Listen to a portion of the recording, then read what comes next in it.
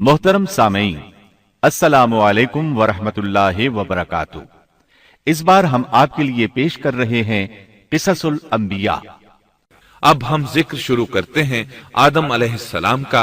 अल्लाह ताला फरमाते हैं, और मैंने जिन्नों और इंसानों को अपनी इबादत के लिए पैदा किया है।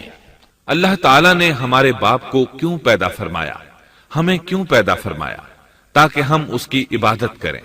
अगरचे वो इबादत का मोहताज नहीं, वो तो बेनियाज है, अलबत्ता हम उसके मोहताज हैं। उसके अस्मा बेहतरीन और हसीन हैं। वो आलीशान सिफात का मालिक है। उसने अपने नामों के आसार जाहिर करने के लिए मखलूक को पैदा फरमाया। रहमत के आसार, कुदरत के आसार, जब्र और ताकत के आसार और हिकमत के आसार जाहिर करने के लिए मखलूकात को पैदा फरमाया, वरना वो किसी चीज का मोहताज नहीं। आदम अलैहिस्सलाम की तख्लीक से पहले ही इस बारे में अल्लाह ताला का फरिश्तों से मुकालमा हुआ। अल्लाह ताला ने फरमाया, और जब तेरे रब ने फरिश्तों से कहा, मैं जमीन में एक खलीफा बनाने वाला हूं। खलीफा से मुराद है नाइब, और ये कि उसकी नस्ल में से हर एक दूसरे का खलीफा होगा। जबकि सैयदना अबू बकर सिद्दीक रजी अल्लाह अन्हु नबी अकरम सल्लल्लाहु अलैहि वसल्लम के खलीफा हुए। सो अल्लाह ने एक खलीफा बनाने का इरादा फरमाया जो जमीन में हुकूमत करे और उसको आबाद करे। अल्लाह ताला ने तुम्हें जमीन से पैदा किया और उसी ने इस जमीन में तुम्हें बसाया है। अल्लाह ताला का इरादा हुआ कि जमीन को आबाद करवाए, जबकि जिन इस काबिल नहीं थे, क्योंकि उनमें इस कदर अक्ल दानिश नहीं थी कि जमीन को पुर रौनक और सरसब्जो शादाब रख सकें।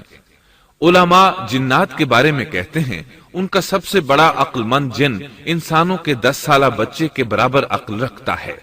इसलिए जमीन को आबाद करने की सलाहियत अल्लाह ताला ने इंसान को बख्शी। अल्लाह ने इंसान को बेहतरीन ढांचे और हसीन तरीन शक्ल सूरत से नवाजा, फिर अपनी रूह उसमें फूंकी। फरिश्तों ने उससे सवाल किया, ऐसी मखलूक को क्यों पैदा करता है जो जमीन में फसाद करे और खून बहाए? और हम तेरी तस्बीह, हम और पाकीज़गी बयान करते हैं। इसके जवाब में अल्लाह ने फरमाया, जो मैं जानता हूं तुम नहीं जानते। दरअसल फरिश्तों ने किसी तरह मालूम कर लिया था कि आदम की औलाद जमीन में फसाद करेगी, खून रेजी करेगी, लेकिन उन्होंने ये बात एतराज के तौर पर नहीं कही थी, क्योंकि ऐसा एतराज तो गुनाह है और फरिश्ते पलक झपकने के बराबर अल्लाह की मासियत और नाफरमानी नहीं करते।